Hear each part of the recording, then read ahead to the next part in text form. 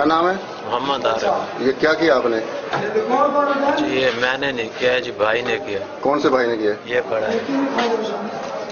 क्या किया इसने?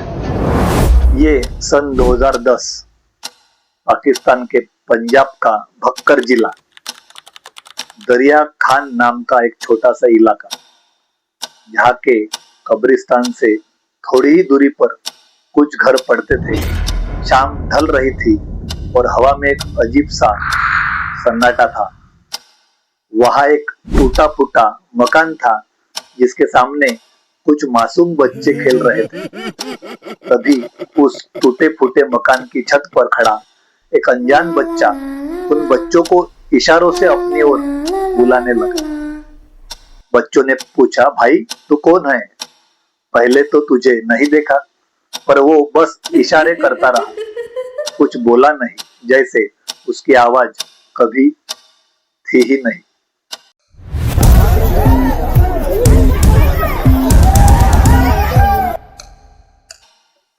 खेल रहे बच्चों में फारूक नाम का लड़का जो पास में ही रहता था, वह बोला, शायद यह ऊपर फंस गया है और मदद मांग रहा है, चलो इसे नीचे उतारते हैं। अब ध्यान से सुनना। जैसे ही वह बच्चे उस मकान की ओर बढ़ने लगे, उन्हें एक अजीब सी और भयानक बदबू ने घेर लिया। बच्चों ने अपने नाक बंद करके सांस रोक ली। वो बच्चे अभी घर के आंगन में घुसे ही थे, तभी पीछे से फारूक की चाची भागती और चीखती हुई आई और हल्ला करने लगी और बिना कुछ पूछे फारूक के थप्पड़ जड़ने लगी। वो उन्हें डांट वाट कर उन बच्चों को घसीट कर उस घर से बाहर ला रही होती है। उसी वक्त उन बंद कमरों में से औरतों और बच्चों के रोने की और चीखने की आवाजें आने लगी।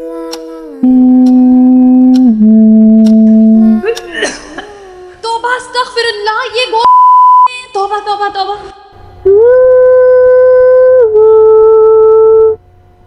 दरिया खान के उस घर के बंद दरवाजे के पीछे आखिर ऐसा कौन सा राज छुपा हुआ है जो आज भी किसी की हिम्मत नहीं होती है कि वो उस मकान के पास से गुजर जाए। देखिए, अब 2026 चल रहा है। दरिया खान के लोग बताते हैं, रात होते ही पूरा इलाका उस मकान की चीखों से गूंज उठता है और वह अजनबी बच्चा जो ना तो बड़ा होता है और ना ही गायब, आज भी उस मकान की छत पर खड़ा होकर रोते हुए नजर आता है। अब जो मैं तुम्हें बताने जा रहा हूँ, उसके आगे तो दरिया खान का यह मकान भी मामूली लगेगा।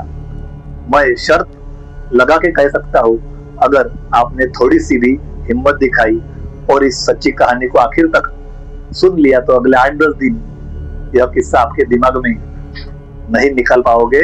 हर अंधेरी रात में इसकी एक झलक तुम्हें फिर से डराने जरूर आएंगी। तो तैयार हो जाओ, क्योंकि अब चलेगा कोई रात नहीं, एक शराब है।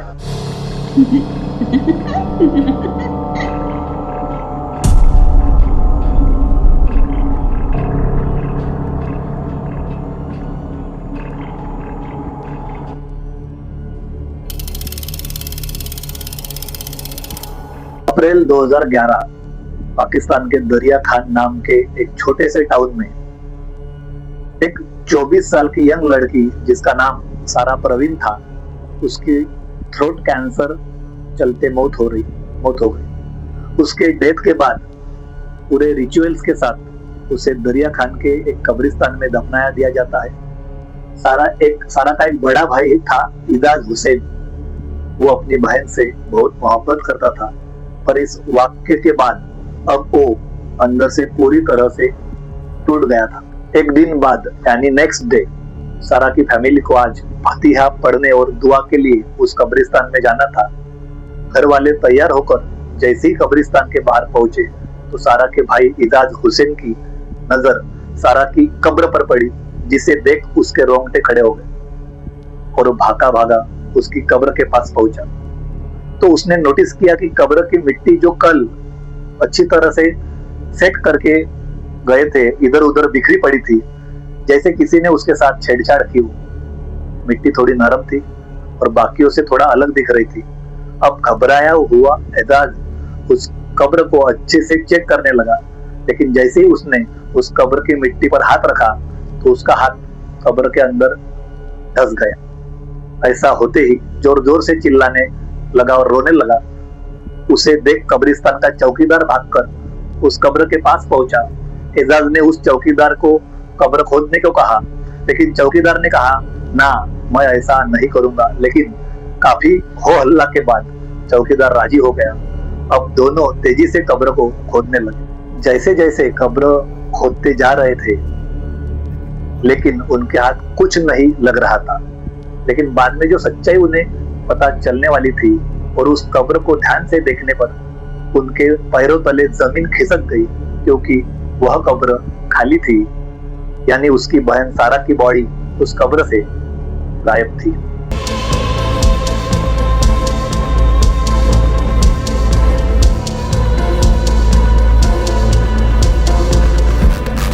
देखिए, पाकिस्तान में ऐसे बहुत से किस्से देखने को मिलते हैं। फॉर एग्जाम्पल, पाकिस्तान में लोग अक्सर ब्लैक मैजिक के उद्देश्य से कब्रिस्तान से बॉडी को निकाल लेते हैं, लेकिन उधर सारा की फैमिली इस चीज को देख बहुत हैरान हुई। उन्होंने पूरा कब्रिस्तान अपने सर पर उठा लिया।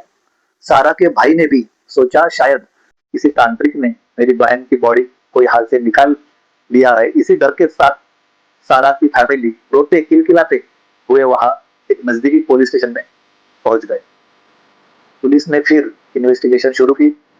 1 दिन, 2 दिन, 3 दिन, लेकिन कुछ हाथ ना आया और पुलिस भी थक गई और अब अपने थाने में बैठ गई। परिंदों को देखने के लिए दूर दराज से सैकड़ों लोग थाना दरिया खान पहुंच रहे हैं। उधर सारा की फैमिली इधर उधर धक्के खा रही थी और सारा की बॉडी को ढूंढ रही थी, लेकिन उनके भी हाथ कुछ नहीं लगा। लेकिन एक दिन अचानक एक शख्स पुलिस स्टेशन पहुंचता है। बाद में पता चला तो वो शख्स उस कब्रिस्तान का चौकीदार था। उसने जो बताया उसे सुन सभी पुलिस वालों ने कान फट गए। चौकीदार अब बोलना शुरू करता है। उसने बोला, मैं जो बोलूंगा उसे ध्यान से सुनना। चौकीदार ने कहा, 1 साल पुरानी बात है। जब मैं रात को उस कब्रिस्तान की रखवाली कर रहा था, कब्रिस्तान में एक नीम का पेड़, तो मैंने देखा कब्रिस्तान में मौजूद एक नीम के पेड़ के ऊपर एक शख्स बैठा हुआ था। पहले तो मुझे लगा कि वो कोई भूत प्रेत या कोई जिन्नात है, लेकिन मैं बिना डरे उस नीम के पेड़ के पास जाने लगा और देखते ही देखते वो शख्स उस नीम के पेड़ से छलांग मारकर नीचे गिरता है और उस कब्रिस्तान से बाहर भागने लगता है। अब पुलिस ने पूछा, आगे क्या हुआ? तो चौकीदार बताता है, मैंने उस शख्स का पीछा किया और उसके घर का भी पता किया, और बाद में जब मैंने उनके घर पर इन्वेस्टिगेशन शुरू की तो मुझे पता चला कि वो 2 भाई थे, और वो दोनों भाई इंसान नहीं बल्कि भयानक दरिंदे थे। डीएसपी शेर बहादुर न्याजी और तफ्तीशी ऑफिसर फखरुज्जमान भट्टी का कहना है कि कानून की किताबों में इस जुर्म की सजा सिरे से मौजूद ना है। रात के 2 बजते ही वह दोनों भाई आग जलाकर कुछ करते हैं और कोई रिचुअल परफॉर्म करते हैं। दोनों भाई उसी कमरे में हकते हैं और एक दूसरों की पोटी खाते हैं, यानी एक दूसरे का मलमूत्र वो खाते पीते हैं, और वो कभी नहीं नहाते, और इलाके में सब लोग उनसे डरते हैं। कभी कभी तो उनके घर से चीखों की आवाज आती है। रात होते ही बच्चों और औरतों की आवाज उनके घर से आने लगती है। हालांकि उन दोनों भाइयों के अलावा वहां कोई रहता भी नहीं था, तो रोने की आवाज कौन निकाल रहा था यह किसी को पता नहीं। फिर आगे जो चौकीदार बताता है वो सुन सबके रोंगटे खड़े हो गए।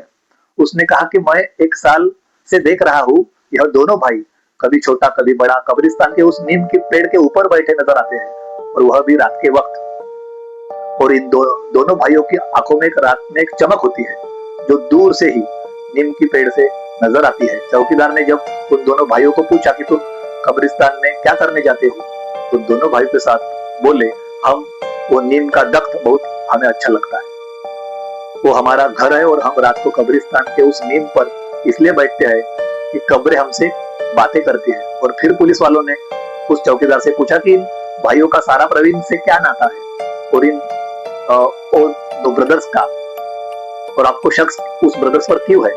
तो चौकीदार ने बताया, जिस दिन सारा परवीन की बॉडी वहां से गायब हुई उसकी 1 ही रात पहले मैंने इन दोनों भाइयों को कब्रिस्तान के अंदर देखा था। तो उन उनके पास कुछ औजार थे, मैंने ध्यान से तो नहीं देख पाया, पर कुछ तो उनके हाथ में था। तो इंस्पेक्टर भट्टी ने उस चौकीदार से कहा, चलो हमें उन दोनों ब्रदर्स के पास लेकर चलो। तो चौकीदार ने साफ मना कर दिया। उसने कहा, मैं नहीं जाऊंगा, मुझे माफ करो, मैं उनका चेहरा भी नहीं देखना चाहता, मुझे डर लगता है। फिर पुलिस ने उन दोनों भाइयों का हुलिया वगैरह पूछा और फिर कुछ और विटनेसेस से बातें करते करते पुलिस उन दोनों भाइयों के घर के पास पहुंच जाती है। पड़ोसियों ने भी बताया, यह घर इलाके में लड़ाई झगड़े के लिए बदनाम है। उनका कहना था, यह दोनों भाई अक्सर रात को बाहर निकलते हैं, सारी रात घर से बाहर रहते हैं और चोरी का सामान अपनी बोरियों में भरकर लाते हैं। और एक पड़ोसी ने तो यह भी बताया कि दोनों भाई कुछ जादू टोना वाले वर्क करते हैं।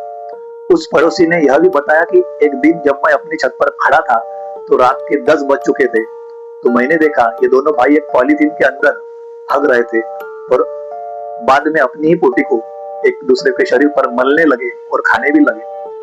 रोजाना रात को इनके घर से औरतों की चीखने की आवाज आती है। बाद में पुलिस को यह भी पता चला कि उस संदिग्ध घर में 2 भाइयों के साथ उनका पिता और एक पागल बहन भी रहती थी, जो दिमागी रूप से पूरी तरह कमजोर थी। उनसे बड़े भाई का नाम था फरमान अली और छोटे का नाम था आरिफ अली। दोनों 30-35 साल की उम्र के थे, दोनों में 5 साल का एज डिफरेंस था। खैर, पुलिस उस संदिग्ध घर के अंदर पहुंची तो दरवाजा खोलने वाला शख्स था उन दोनों भाइयों का पिता। पुलिस अंदर आई तो देखा कि आरिफ तो सो रहा था, लेकिन उसका बड़ा भाई फरमान बाहर गया हुआ था। पुलिस ने उनको उठाया और पूछा, हाँ भाई, क्या हो रहा है? उसने कहा, कुछ भी तो नहीं, मैं तो बस सो रहा था। आप आए क्यों हो? पुलिस ने कहा, रुक जाओ, बताते हैं। पुलिस ने अब उनके घर फिर इन्वेस्टिगेशन चालू की तो उनके हाथ कुछ खास नहीं लगा। अब जब इंस्पेक्टर भट्टी इधर उधर देखते हैं तो देखते ही देखते वहां एक और कमरा है, लेकिन उस पर ताला लगा हुआ था। उस कमरे के पास जाते हैं तो इंस्पेक्टर भट्टी को एक तेज गंध आती है। इंस्पेक्टर भट्टी तुरंत अपने नाक को बंद कर लेते हैं और आरिफ अली को कमरा खोलने को कहते हैं। पहले तो आरिफ आनाकानी करने लगा, तो कहता है कि मेरे पास चाबी नहीं है वगैरह वगैरह, लेकिन पुलिस दोबारा एक तारे से झापड़ के साथ वो चाबी उनके हाथ में दे देता है। ताला खोलने के बाद पुलिस उस कमरे में एंटर होती है तो पुलिस ने देखा कि उस कमरे के बीचों बीच एक पतीला पड़ा हुआ है जिसमें कुछ पक रहा है, जिससे नॉनवेज करी पड़ी हुई है और उस बड़े से पतीले के पास ही एक छुरी है, एक कुल्हाड़ी है और एक लकड़ी की फट्टी पड़ी हुई थी जो अक्सर कसाई वगैरह इस्तेमाल करते हैं। लकड़ी की फट्टी पर तो ताजा ताजा मांस के टुकड़े भी दिखाई दे रहे थे। इंस्पेक्टर भट्टी ने आरिफ से पूछा, भाई यह क्या चल रहा है? तो आरिफ बताता है कि हमने रात में चिकन बनाया था तो थोड़ा सा बचा हुआ है, अगर आपको खाना है तो मैं गर्म करके देता हूँ। इंस्पेक्टर ने कहा, नहीं नहीं, इतना टाइम नहीं है। पुलिस ने इधर उधर नजर घुमाई लेकिन उन्हें कुछ नजर नहीं आया, तो वो कमरे से बाहर जाने लगे हैं। तभी इंस्पेक्टर भट्टी की नजर जमीन पर पड़ी।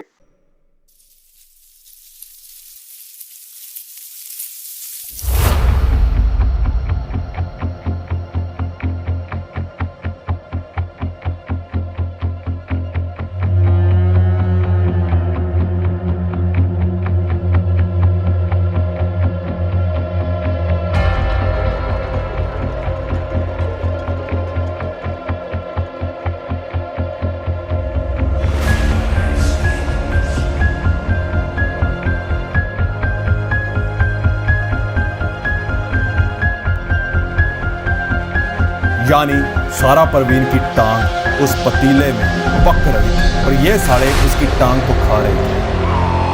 पहली बच्ची इन्होंने निकाली थी, ये सामने कब्र है, तो जिसको कैंसर था वो निकाल के ये घर पे ले गया। उन्होंने वहाँ उसको काट कर उसका गोश्त पकाया खाया। यह देखते ही आरिफ को पुलिस ने उसी वक्त अरेस्ट कर लिया और उस पतीले को वहां से उठाकर पुलिस स्टेशन से लाए। कौन है? हो जी मेरा है मेरे क्या करे थे कि वैसे तो करे थे हुकुम महीना खान ठीक है जी, इनका नाम फरमान है जी। केड़ा काम करे थे हो? ई में चाह के तो इतना थी है जी महीना एक महीना सन थी है जी कफन में बच्चा काट के तो देख ले साड़ के खा दी। रिप के बड़े भाई फरमान की भी तलाश शुरू कर दी। अगले ही दिन दुकान से मसाले लेता हुआ वो पकड़ा गया था, उसे भी अरेस्ट करके लॉकअप में डाल दिया था। क्या नाम है? मोहम्मद आरिफ। ये क्या किया आपने? जी ये मैंने नहीं किया है जी, भाई ने किया। कौन से भाई ने किया? ये पड़ा है। क्या किया इसमें? इसने जी ये लाश वगैरह को लिया है जी निकाल कर। कितने अरसे से लाश निकाल रहे हो? किसको पता कितना अर्से से निकाल रहा हूँ। तुम्हारा क्या नाम है भाई? मुझे पहली लाश ले आया सिर्फ, हैं जी? पहली लाश ले आया। पहली लाश है जी? में टुकड़े पड़े हैं, किसके टुकड़े हैं? ये पाँव के हैं। पाँव के हैं? ये किसके पाँव के हैं? मर्द के हैं, पता नहीं रानी के हैं। ये तूने निकाली थी कब्र में से? जी और इसके अलावा कोई कुत्ते बिल्ली का भी गोश्त खाया? जी हाँ, एक कुत्ता भी है जी? जी। मुंह ऊपर करो ना। जी हाँ, एक कुत्ता भी काट कर। और तूने भाई ऊपर करो हाथ, तुमने कभी कुत्ते का गोश्त खाया? जी नहीं जी। जब पुलिस वालों ने इन दोनों की अच्छे से खातिरदारी की तो बाद में उन्होंने भी मान लिया कि इस लाश को कब्रिस्तान से निकाल कर लाए थे और पतीले में कड़ी बनी हुई थी और उसी लाश की टांग को काटकर बनाई गई थी। इंस्पेक्टर भट्टी ने उन दोनों भाइयों को पूछा, तुम इस बची बाकी लाश का क्या करने वाले थे? तो उन्होंने बोला, जनाब अगर आप 2-4 दिन नहीं आते तो हम उसे भी खा जाते। और इस जवाब को सुनकर इंस्पेक्टर भट्टी डर गया। एक दफा मुकालते में मैंने भी खा लिया है, बल्कि बकरा समझकर। जी हाँ, हमको क्या पता था जिसने इसने रखा हुआ कुंगरा भी काट कर खा लिया। तो इन्होंने अपने जो बच्चे थे इनके जो फौत हुए 2, उनकी लाशें निकाल के भी इन्होंने खाई हैं। पता चलूं कि इन्होंने अपने 2 बच्चे भी शायद इस मरने के बाद या मरने से पहले अपने 2 बच्चे भी खा लिए। बताऊं कि इनकी एक बहन है जो वो अभी तक मिसिंग है, जिसका नहीं पता चल रहा कि वो कहाँ गई। ये भी शख्स जाहिर किया जा रहा है शायद अपनी उस बहन को भी खा चुके हैं। जी पुलिस को बाद में यह भी पता चला कि सारा परवीन उनका पहला शिकार नहीं था जिसे खाकर उन्होंने डकार मारी। उन दोनों ने बताया, इससे पहले हम 100 से भी ज्यादा लोगों को खा चुके हैं। अभी पतीले में जिन्हें वो अलग अलग कब्रिस्तानों से लाते थे और कुल्हाड़ी से काटकर उस पतीले में पकाकर खा जाते थे।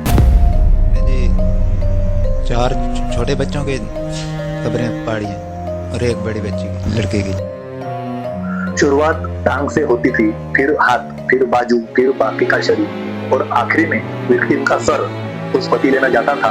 और उनका मन पसंदीदा इंसानी अंग दिमाग था।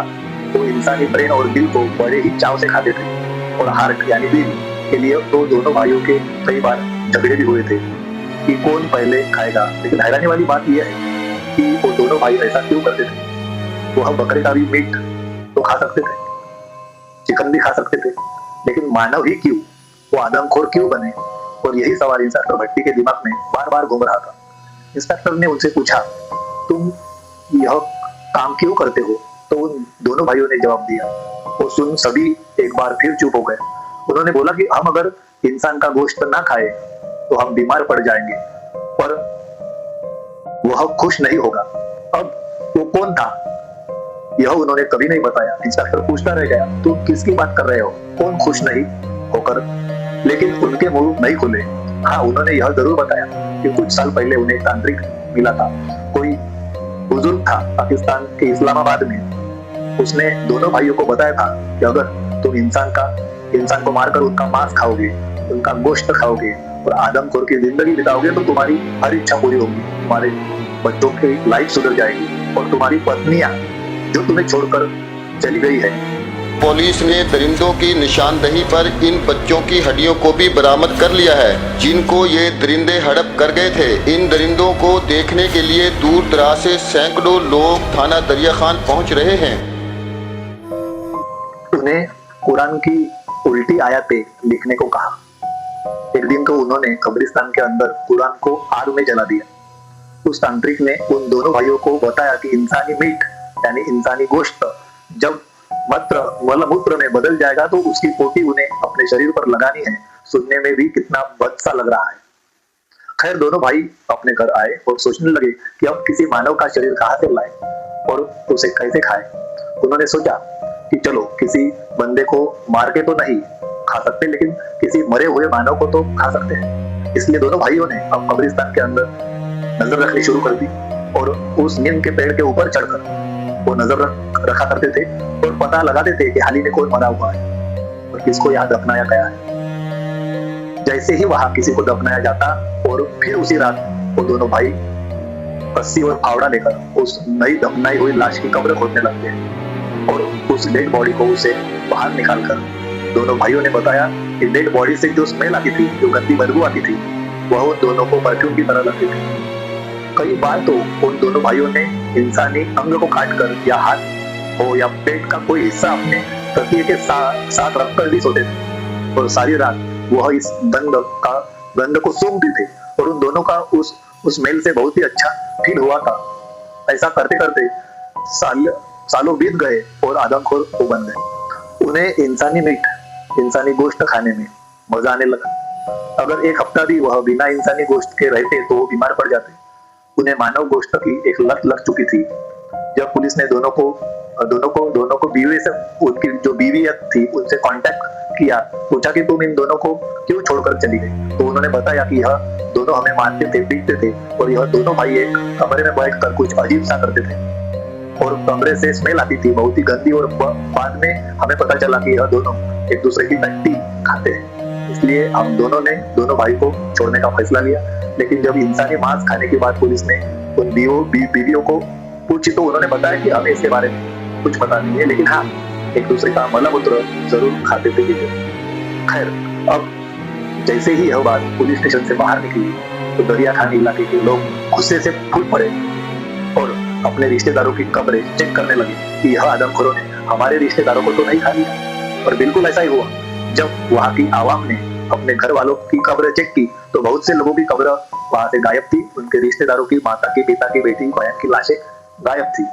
अब लोग इतना गुस्से में थे कि वह उन दोनों भाइयों को किसी भी हालत में मारना चाहते थे, लेकिन वह कुछ नहीं कर सकते थे क्योंकि वह दोनों भाई अब पुलिस कस्टडी में थे और वैसे उन्होंने किसी का खून नहीं किया था, बस मरी हुई लाशों को खाया था। लेकिन आगे जो आप सुनने वाले हो उसे सुनना आप भी हैरान हो जाओगे, क्योंकि जब मामला कोर्ट में पहुंचा तो वहां बैठा जज भी कंफ्यूज हो गया और इन्हें किस बात के लिए सजा दी जाए, क्योंकि इन दोनों भाइयों ने किसी का खून नहीं किया है और पाकिस्तान में मुर्दों को खाने पर कोई कानून भी नहीं था, ना कोई एक्ट, ना कोई प्रोविजन। अब वहां बैठा जज भी हैरान था कि इन्हें पनिशमेंट कैसे किया जाए, इसके ऊपर तो कोई कानून भी नहीं बना है। फिर काफी मशक्कत के बाद मुर्दों का अपमान करना और गैर इंसानियत हरकत करना, यह केस बनाकर इन दोनों भाइयों को सिर्फ 2 साल की सजा सुनाई। पर इन दोनों सालों में भी ज्यादातर वो दोनों भाई हॉस्पिटल में रहे क्योंकि वह अक्सर बीमार रहते थे। जेलर ने बताया कि यह रात भर चिल्लाते रहते थे कि अब हमें इंसानी गोश्त चाहिए, हमें भूख लगी है, हम कुछ नहीं खाएंगे। इसी बात की वजह से वह अक्सर बीमार रहते थे। लेकिन जैसे जैसे उन दोनों भाइयों ने 2 साल कंप्लीट कर लिए, अप्रैल 2011 में उन्हें सजा हुई और अप्रैल 2013 में उन्हें छोड़ दिया। अप्रैल 2023 मोहल्ले के कुछ बच्चे गली में खेल रहे थे कि तभी उन्होंने कुछ ऐसा देखा कि वो चिल्लाते हुए वहां से भाग खड़े हुए और पूरे मोहल्ले में चिल्लाते हुए बोले, वो शैतान फिर से आ गया, वो दानव फिर लौट आए, राक्षस आ गए। और जब दरिया खान ने निवासियों का पता चला कि वो दोनों राक्षस लौट आए हैं तो पूरे इलाके में मानो जैसे खौफ फैल गए। पूरे इलाके वाले ने अपनी खिड़की और दरवाजे बंद कर दिए। जिस गली में उन दोनों भाइयों का घर था वो पूरी गली एकदम सुनसान हो गई थी, हर तरफ सन्नाटा। और क्योंकि घर से बाहर निकलने की हिम्मत ही नहीं हो रही थी, लेकिन जब इलाके के आदमियों को पता चला कि वह दोनों फिर से लौट आए हैं तो सबका गुस्सा आसमान पर पहुंच गया। बहुत ही बड़े लेवल के प्रोटेस्ट हुए और चक्के जाम किए गए। मामला इतना ज्यादा बढ़ गया कि उन दोनों भाइयों को पुलिस वालों ने प्रोटेक्शन तक दी, इस डर से कि कोई उन दोनों भाइयों को मारना था। पुलिस वालों की प्रोटेक्शन में वो दोनों भाई मोहल्ले वालों को दांत दिखाने लगे और चिढ़ाने लगे और उनके बच्चों को खाने की धमकी देने लगे। लेकिन पुलिस वालों ने उन दोनों भाइयों को कुछ महीने अंडरग्राउंड रहने का सलाह दी। अब उन कुछ महीनों में उन्होंने क्या किया, किसकी कब्र खोदी किसको नहीं पता। उन दोनों आदमखोर भाइयों की जेल से बाहर आने के बाद दरिया खान के लोगों में इतना ज्यादा खौफ था कि जब लोग डेली कब्रिस्तान में जाकर अपने रिश्तेदारों की कोई कब्र चेक करने लगे कि कहीं तो राक्षस उन्हें खाकर डकार तो नहीं मार गया। और जब और जो कमरे लोग 40 दिन बाद पक्की करवाते थे, सीमेंट वगैरह लगाते थे, अब वो साथ साथ पक्का काम करवाने लगे। अप्रैल 2024 यह भी अप्रैल का महीना था। पता नहीं क्यों अप्रैल का महीना ही, और वैसे मेरी थोड़ी सी आज गला खराब है, इसलिए वीडियो में कुछ ज्यादा कट दिखेंगे। आपको तो देख लेना। तो अप्रैल 2014 मोहल्ले के लोग एक रात अपने घर पर खाना खा रहे थे, तभी मोहल्ले वालों को अजीब सी स्मेल आने लगी। उन्होंने दीवार पर खड़े होकर अपने पड़ोसियों से पूछा कि भाई यह बदबू कहाँ से आ रही है? तो किसी को कुछ खास पता नहीं चला। तो मोहल्ले वाले अपने घर से बाहर आ गए। उन्होंने अपने घरों का दरवाजा खोल उस बदबू को फॉलो करना शुरू कर दिया। उस बदबू का पीछा करते करते मोहल्ले वाले फिर से उन दो आदमखोर भाइयों के घर पहुंच गए। मोहल्ले वाले जैसे ही उन आदमखोर भाइयों के घर से बाहर पहुंचे तो जमा हुए लोगों को उस घर से अंदर से औरतों की चिल्लाने की आवाज आने लगी, जैसे कि उस घर के अंदर कोई रो रहा हो। कुछ औरतें रो रही है, और अब उस घर के अंदर कौन जाएगा? पता कौन करेगा कि यह क्या हो रहा है? मोहल्ले वाले अब कहने लगे कि कोई आओ भाई, पता करके आओ क्या चल रहा है अंदर। लेकिन किसी के अंदर जाने की हिम्मत नहीं है। उनके घर के अंदर पैर रखने की भी किसी की हिम्मत नहीं है। जमा हुए लोगों में से एक जाने ने हिम्मत दिखाई और उसने उस घर के अंदर जाने की गुस्ताखी की, लेकिन वह चिल्लाते हुए बाहर भागा। सबने पूछा भाई क्या हुआ, लेकिन उसकी आवाज मानो जैसे थम गई थी। वो कुछ नहीं बोला। जिसे देख मोहल्ले वाले ने तुरंत पुलिस वालों को कॉल किया। पुलिस को जब यह पता चला तो उन्होंने ना आओ देखा ना ताओ, उन्होंने सीधा उन दोनों आदमखोर भाइयों के घर रेड मार दी। अब पुलिस वहां पहुंचती है और जैसे ही उस घर के अंदर कदम रखती है और अंदर जाकर देखती है कि क्या चल रहा है, तो सब पुलिस वालों के हाथ पैर फूल गए। बाहर खड़ा इंस्पेक्टर भट्टी जब अपने सिपाहियों से पूछता है कि तुमने क्या देखा, तुम डरे क्यों हो? तो एक ऑफिसर बोला, जनाब अंदर एक बड़े से पतीले में एक छोटे बच्चे का कटा हुआ सर पकड़ा है। इंस्पेक्टर भट्टी जब अंदर गया और जब उसने उस बच्चे का उबलता हुआ सर देखा तो इंस्पेक्टर का ब्लड प्रेशर लो हो गया। मतलब दोनों भाइयों ने जेल से बाहर आने के बाद भी अपनी आदमखोरी नहीं छोड़ी थी। इसलिए अब फिर से उन दोनों भाइयों को उठाकर थाने में लाए और उस छोटे बच्चों का कटा हुआ सर उस पतीले में उबल रहा था, उस पतीले को भी दो ऑफिसर्स ने गाड़ी की डिक्की में रखा और थाने के बाहर ले जाकर रख दी। पुलिस ने दोनों भाइयों से पूछा इस बच्चे का बाकी का शरीर कहाँ है? तो उन्होंने बोला जनाब वह तो हम खा गए और इस सर को हम आज खाने वाले थे। इस वाक़े के बाद से जिला भर के अवाम में खौफ पाया जाता है। इस दिलसोज वाक़े ने जहां इंसानों के दिलों को हिला दिया। जब पुलिस को यह भी पता चला कि कब्र से डेड बॉडी को बाहर निकालने के बाद तो कब्र को वैसे ही कर देते थे ताकि किसी को शक न हो। दोनों भाई फिर से अरेस्ट हो चुके थे, लेकिन इस बार पुलिस का उन दोनों को छोड़ने का कोई इरादा नहीं था। इसलिए अब जाकर पाकिस्तान में पहली बार उनकी पुलिस और अदालत यह सोचने पर मजबूर होती है कि क्या किया जाए, क्योंकि कानून में तो उसके लिए कोई सजा थी ही नहीं। इसलिए अब सबको कोई उपाय ढूंढना था ताकि यह दोनों भाई जेल में लंबी सजा काटे। तो इस बार इन दोनों पर एंटी टेररिस्ट कोर्ट में मुकदमा चलाया गया, क्योंकि इन दोनों ने पूरी कम्युनिटी के अंदर टेरर और डर का माहौल क्रिएट किया हुआ था। और इस एंटी टेरर कोर्ट ने इन दोनों भाइयों को पूरे 12 साल की सजा सुनाई। उसके अकॉर्डिंग को 2026 में यानी इसी साल रिहा होंगे और वह होने कुछ ही महीने बाकी है। जब वह आएंगे तो वह कुछ ना कुछ तो करेंगे।